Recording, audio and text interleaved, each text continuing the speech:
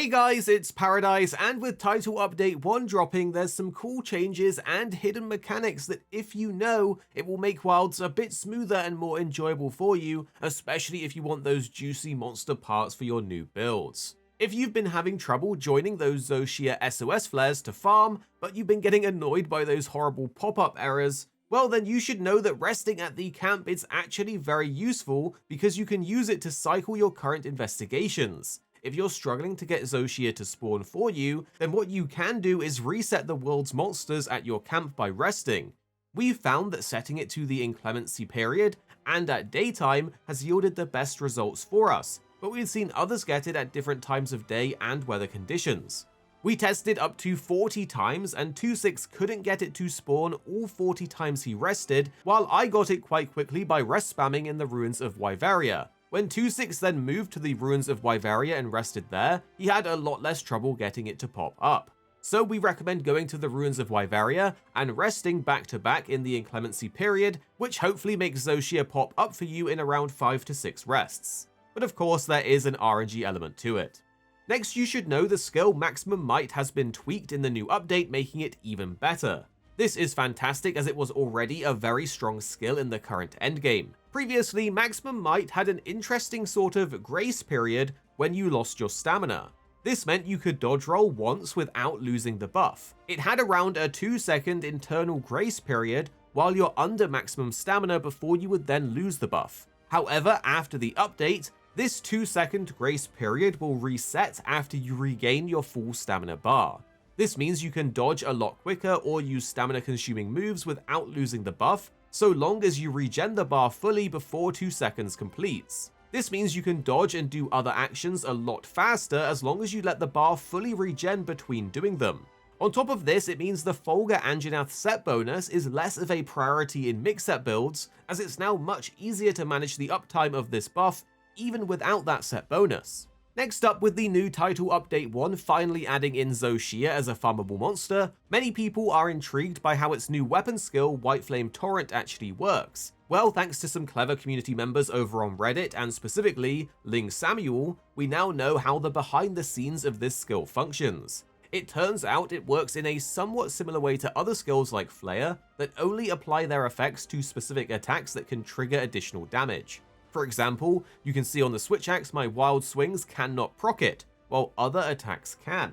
When doing an attack, there's an increasing pity system that builds for up to 3 hits with increased odds to proc the additional damage.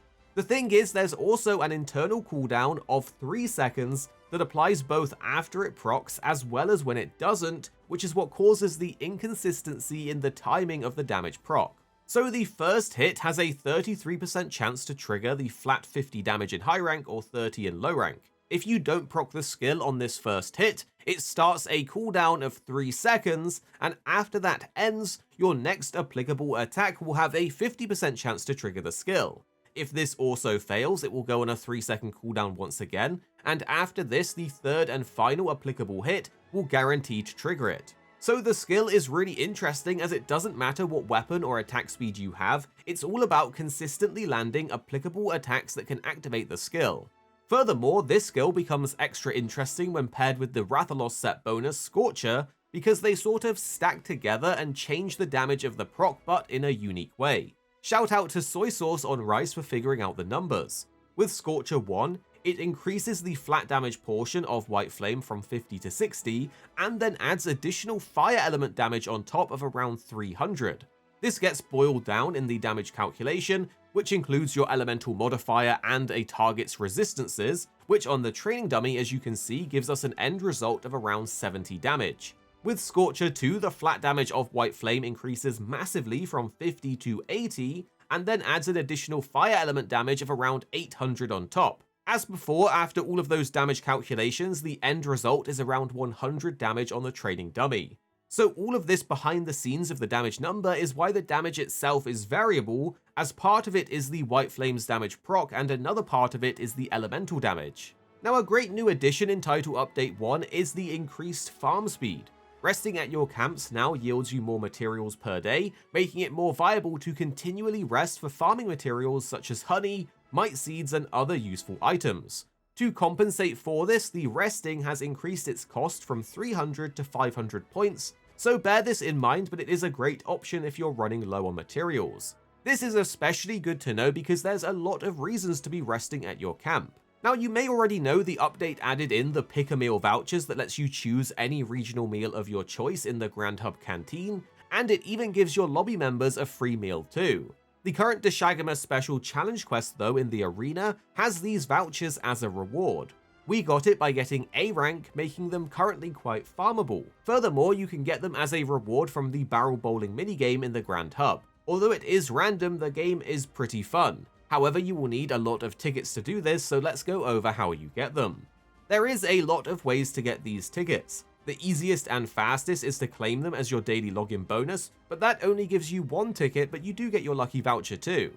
An easy way to get them is to use up your stockpile of trade-in items. Checking Natter every so often and filtering through the different trade-in vendors will occasionally show you that you can trade items for barrel bowling vouchers. But my favorite and perhaps the easiest method to get a solid 10 extra tickets each time is via the support ship that appears intermittently. Make sure to set the support ship to give you misc items, and then when it returns you can trade a mere 50 points for barrel bowling vouchers, and you can buy up to 10 at a time per ship. On top of all of this, if you didn't know, you don't have to go to your camp anymore to restock your items. They've added this option to the stockpile provision vendor, so now you can easily restock all your items without having to do a short loading screen in and out of your tent. So hopefully this helped you out with a bunch of lesser known things about the new update. Make sure to drop a like below if you enjoyed it, and subscribe for more Monster Hunter coming your way soon. Here at Arekkz Gaming, we're two friends who love to play games. You have me, Paradise, as well as 2-6. Our goal is to keep the videos as concise as possible by cutting out any of the fluff and focusing on what really matters with high quality videos. So make sure you're subscribed down below for more videos on your favorite games coming very, very soon.